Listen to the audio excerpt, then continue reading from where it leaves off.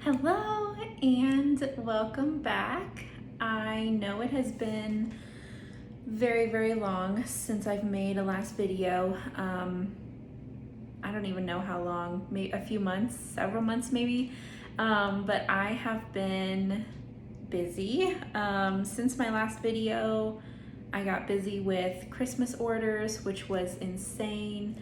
And then right after Christmas, I jumped right into planning my wedding, and then having my wedding, my honeymoon, getting a new house, family vacation, just life things that happen, and we prioritize those, of course. In today's video, I am going to be going over tips for vendor events. And it's gonna be like before your event, during your event, after your event, and then just in general. So we'll have those four categories, I guess. So first, I highly recommend making a list of supplies to take to every event. You can even start a list and then just keep adding it after certain events. You're like, oh, I wish I would have had that. You just keep kind of adding to that list, and then you'll be prepared for future events that you won't be, in a pinch looking for scissors that you forgot back in your office or whatnot. Tip number 2 is share the crap out of the event. Post it to your business social media, either Facebook, Instagram, whatever you have. I post it to my personal page as well, my personal Facebook, just so all of your friends and family can get the word out. In my case, a lot of my family members will share the event as well to get all of their friends to know about it, and just spreading the word about the event. That way the attendance is higher. That not only increases your chance of a little bit more sales, but it also increases the chances for your fellow vendors, which is always nice because a lot of people love supporting small, and if you spread the word, more people are going to come to your event. Tip number 3 is plan your booth layout beforehand. Once you kind of get a groove on how you like your booth set up, you kind of know at least where you want your tables and display units and whatnot. I personally like to set up my booth, in my workspace, living room, garage, wherever it can fit. I usually set it up before each event, unless I know the booth size is similar to a booth size that I'm used to. The typical booth size I do is 10 by 10, so I kind of know where I should put my tables, my display units, all that kind of stuff. But there are events where I have a smaller booth or a bigger booth, and I want to be prepared so that I know where certain things are gonna go, where my tables are gonna go, where my tumblers are gonna go, where my tea towels are gonna go, everything. That way, when you're setting up, you're not scrambling around trying to figure things out. You have it already set up in your mind. And when I set it up beforehand, I'll take a video of exactly how it is. That way, when I'm setting up, usually I have helpers that are helping me set up, so it's nice for them to know where things go. It reminds me of where I want things, and it makes the setup time go a lot more quickly, especially because, if you have an event at 9 that starts at 9 a.m. and setup starts at 7 a.m., you're not always wanting to get right there at 7 a.m. if you want to sleep in a little extra or get up even earlier. If you kind of know what your booth is going to be like and you kind of know how long it's going to take to set up, you can plan accordingly so you're more prepared. Now, tip number 4 is kind of like a two-parter, A and B. They kind of go together, but I just want to mention them both. You need to make sure that you have adequate transportation that can hold all of your inventory, yourself, any chairs you need, all of your display units, tables, everything that you need. You want to make sure that it can safely fit into a vehicle or trailer or whatever you're able to use, and that will help get your stuff there safely and then get it back home safely. Part 2 of that is make sure you have adequate storage for your inventory. You want to have like tote bins or some kind of containers, whatever you need to transfer your inventory so that, you know, nothing gets broken, damaged, ruined, anything like that, and that it's easy to carry, because more than likely, if you're at like a school or an event center, you're gonna be having to take your items from the car all the way through whatever hallways or entrances into the actual booth area, if that makes sense. So make sure it's not too heavy. If it is heavy items, I would recommend getting a dolly or some kind of cart on wheels. That's always really handy too. Tip number 5 is kind of optional, but I have found that it pays off really well for me, is researching specific designs for the event you're attending. For example, a few years ago, I did an event at a high school, and I figured a lot of the like parents and just community people in that area would be attending the event because they probably know about it. So I made designs specific to that high school, thinking that, you know, these parents and maybe teachers or whoever, they're gonna really like this specific design because, you know, they work here, their kids go to school here, whatnot. And then, you know, if they're ever out at a soccer game or dance rehearsal or whatever, and a fellow parent sees the specific tumbler, they're gonna say, hey, where did you get that? And then that opens the door to word of mouth recommendations, giving you more business. Tip number 6 is make sure you have a cash box or some kind of container that is going to hold and organize your money, and make sure you have change, because if someone hands you a $50 bill, they're gonna expect that you are able to break it if they're buying your items. So I usually have a lot of 1s and 5s, a few 10s, and a couple 20s. Most people don't give larger bills, but there has been a time that someone handed me a $100 bill, and luckily I had enough change to break it for them. And then also, if you are able to, it is really great if you can accept card payments. I personally use Square. I have the little tiny square that you slide the card through. There's also the card inserter for the chip. I'm pretty sure my Square was free. I signed up and I got the free Square that just plugs into my phone or tablet. Tip number 7 is make sure you have plenty of packaging materials. Whatever you send your items off in after someone buys it, you know, bag, tissue paper, boxes, whatever you send it in, make sure you have enough of those supplies so that you don't run out, and make sure you have business cards. A lot of people, especially for me, since I do custom orders, they may not buy anything, but they say, hey, I'm gonna take your card because I'm gonna get a custom tumbler made from you, or I'm gonna keep you in mind for Christmas gifts, whatnot. So make sure you have plenty of bags, tissue paper, and business cards, or whatever else you package your items in. Now, tip number 8 is totally optional as well. I like to do this, but you know, whatever you're feeling, do you. But my biggest thing that I really like to do is create a little, like a coupon, usually in the size of a postcard. I'll put like my information on there, email, social media, everything like that, business name. And then I will create a specific coupon code for that event.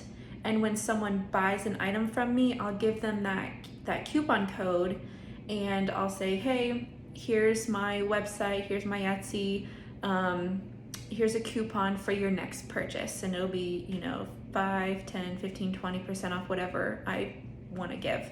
And that's gonna prompt people to go use that coupon, which means you're gonna get another sale after the show. And maybe they will keep buying from you even after they use that coupon code, which is the most ideal thing.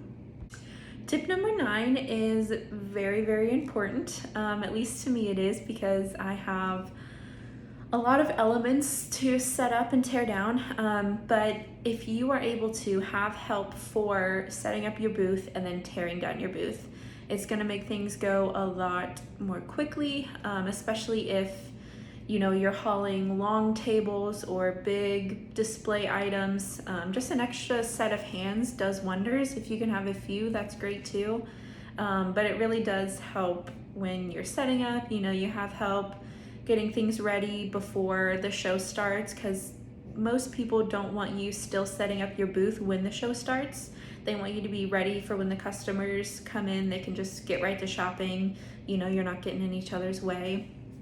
And then at the end of the day, you're ready to go home. It's been a long day. You want help packing up and getting out of there as quickly as you can.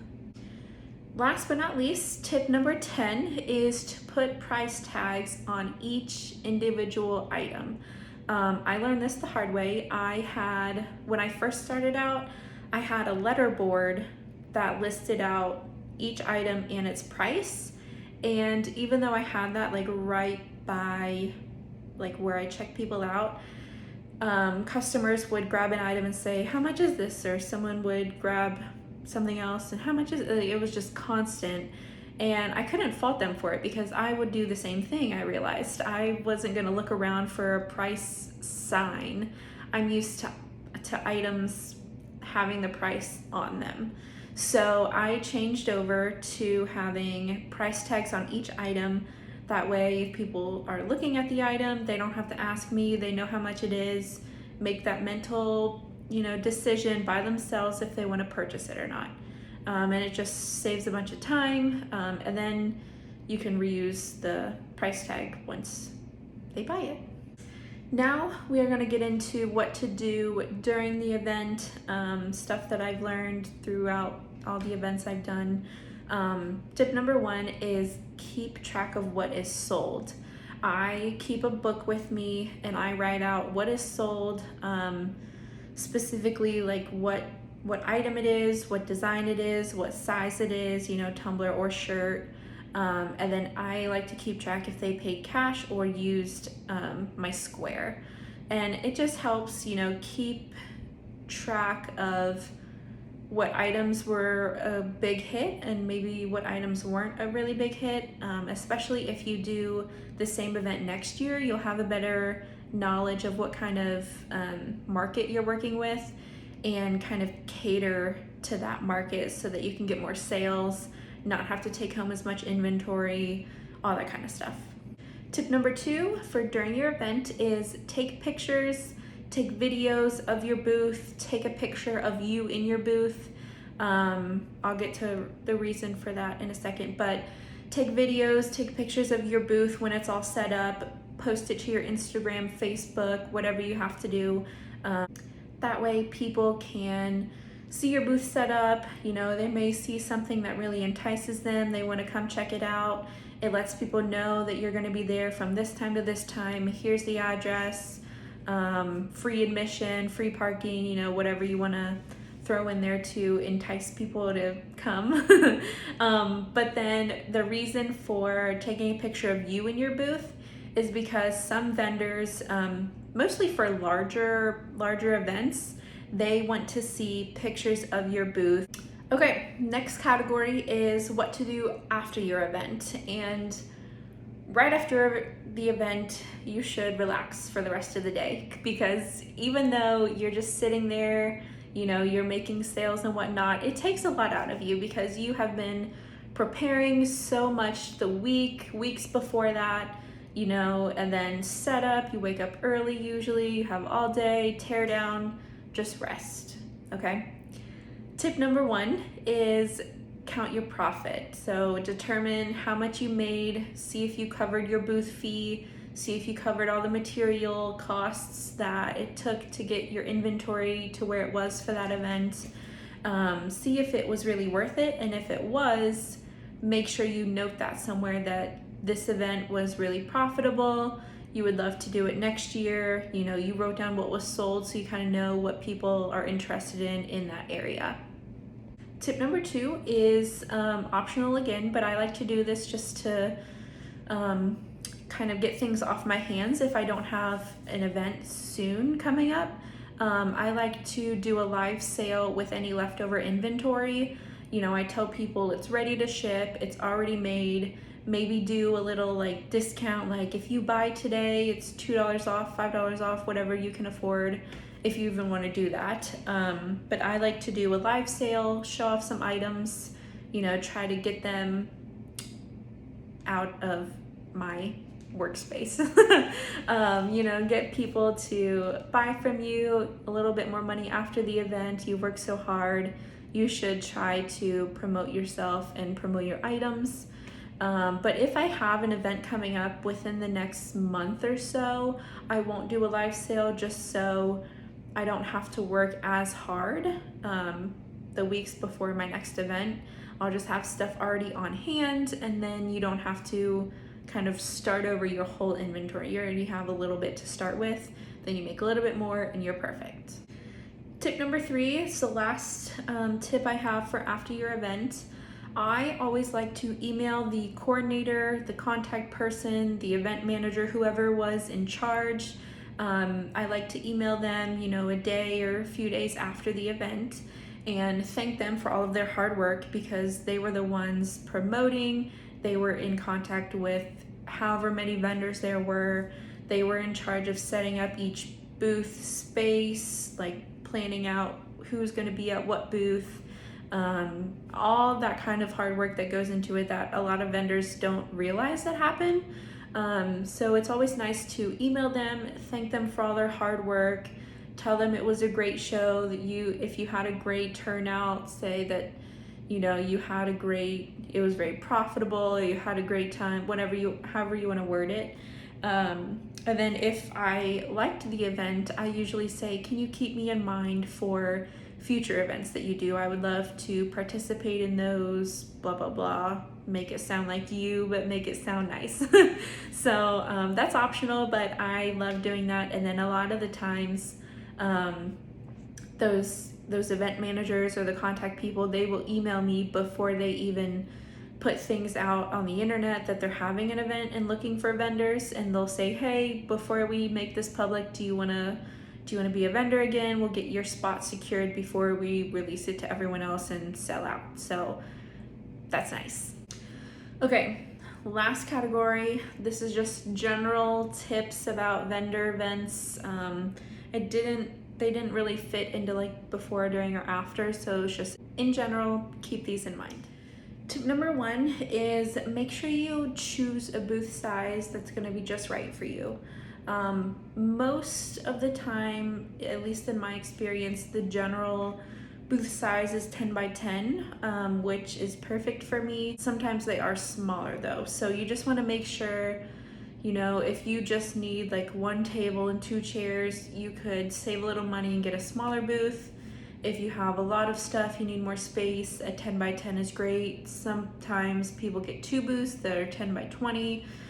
So just make sure that you're choosing a booth that is perfect for you, however much inventory you have, however much space you need, all that kind of stuff. Tip number 2 is something that I learned at my first vendor event, which is typically you shouldn't go over $50 a day for a booth unless you know that it's going to be a really great turnout. If you know that if you've been to that event before and you know that it's going to be, you know, highly attended, a lot of foot traffic, really good profits, then it makes sense to go over $50 a day if it's going to pay off. But usually for one day, you know, a few hours, you don't want to waste your money by going over $50 a day for your booth fee. That way you can still have profit after making back your booth fee and material costs and all that kind of stuff. Tip number 3 is bring some busy work or computer work, or you know, maybe even work on whatever you sell, in case there are downtimes where there's not a lot of people, you know, maybe the beginning or very end of the event. there's not a lot of foot traffic, or if it's just like an awkward time and there's just not really a lot of people, you don't want to be sitting around twiddling your thumbs. So just bring busy work, bring a book, whatever you want to do to keep yourself kind of occupied. Last but not least, tip number 4 is bring a cooler with some drinks and snacks. I like to bring, I don't usually bring a meal, I just bring snacks, specifically ones with protein, so I'm just not eating like empty carbs or empty calories. Especially if it's during a meal time, you know, bring something with some protein. Bring a little cooler because you want to stay hydrated, in case there aren't any food vendors, food trucks, or if you just don't really like what food trucks usually have. Make sure you bring your own cooler, drinks, something to keep your drink cold, like a tumbler. You know, just be prepared for that.